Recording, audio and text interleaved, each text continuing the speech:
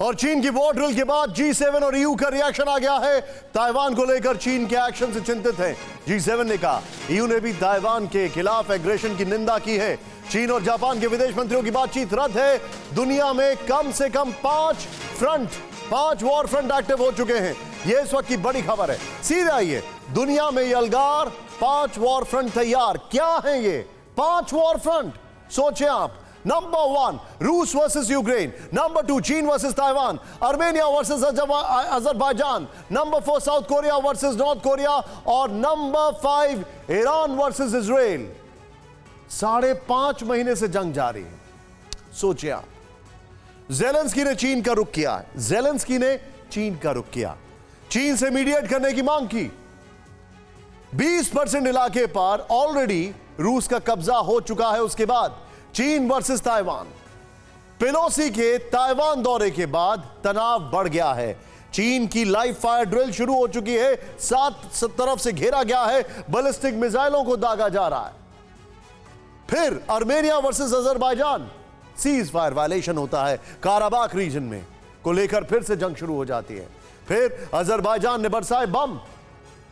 तुर्की से मिले ड्रोन से अटैक की खबरें आ रही हैं सामने। अजरबैजान ने तोड़ा समझौता, यह रूस का कहना है। हमारे 3 सैनिकों को मारा है, यह अजरबैजान कह रहा है। इस सब के बीच में south Korea versus north Korea, north Korea की अमेरिका को धमकी। यह बड़ा सवाल है। हमारे एटमी प्रोग्राम पर बात ना करे यूएस, नॉर्थ कोरिया ने यहां तक कह दिया। टैक्टिकल एटम बम बनाने की तैयारी में नॉर्थ कोरिया है। नॉर्थ कोरिया के खिलाफ अमेरिका और साउथ कोरिया तैयार हैं। इस सब के बीच में ईरान वर्सेस इजराइल। ईरान ने फिर एटम बम बनाने की धमकी दी है। इजराइल की अगर बात की जाए, ईरान को न्यूयॉर्क को खंडर में तब्दील कर सकते हैं, यह भी कहा है।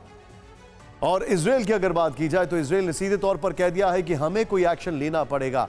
रूस के नाम पर बंटता दिखाई दे रहा है यूरोप के ज्यादातर देश पेलोसी के ताइवान दौरे पर चुप। न्यूयॉर्क टाइम्स का यह कहना है। पेलोसी के दौरे को तीसरे देश का मामला बताकर किनारा किया, न्यूयॉर्क टाइम्स ने कहा।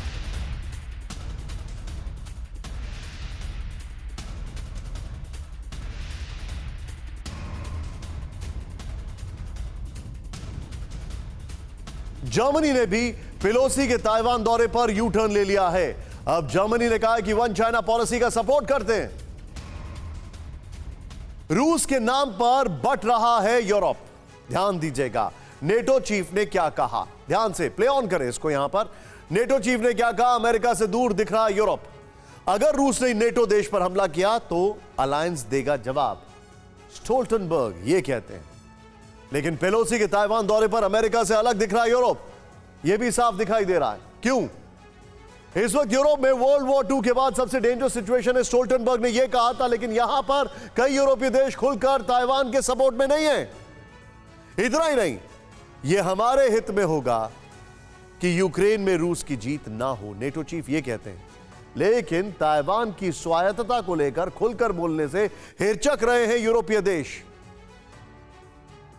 बड़ा सवाल, अगर यूरोप की तरफ जंग बढ़ी तो हालात और भयानक होंगे, स्टोल्टनबर्ग ने यह कहा।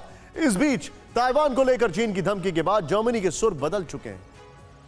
आपको याद होगा वो दौर, होल्ड करिएगा इसको, आपको याद होगा वो दौर जब पहली बार बाइडेन गए थे यूरोप के दौरे पर। बाकायदा चाइना के मुद्दे पर माइक्रोफोन्स और कैमरास उस क्लोज रूम में बंद करने पड़ गए थे, क्योंकि कई यूरोपियन देश चाइना के फेवर में थे। बाइडेन के शपथ लेने से पहले, बाइडेन की टीम के मना करने के बावजूद यूरोपीय देशों ने चाइना के साथ एक बहुत बड़ी बिजनेस डील की, वो भी कोरोना काल में। नेटो चीफ कहते हैं जरूरी यह है कि रूस और नेटो के बीच फुल स्केल वॉर ना हो। यहां पर बर्लिन तो वन चाइना पॉलिसी का सपोर्ट करता है, जर्मनी के ऑफिशियल्स ये कह रहे हैं। इस सब के बीच एक और बड़ी खबर, यूक्रेन की मदद करते रहेंगे लेकिन नेटो देशों की सुरक्षा भी जरूरी है, स्टोल्टनबर्ग ने यह कहा। लेकिन ताइवान के मुद्दे पर सिर्फ लिथुआनिया ने पेलोसी के ताइवान दौरे का सपोर्ट किया है, सिर्फ लिथुआनिया ने। अगर रूस ये जंग जीत गया तो फिर दूसरे देश होंगे टारगेट, नेटो चीफ वहां पर कह रहे थे। लेकिन यहां पर रूस से टकराव के बाद चीन से दुश्मनी मोल नहीं लेना चाहता यूरोप।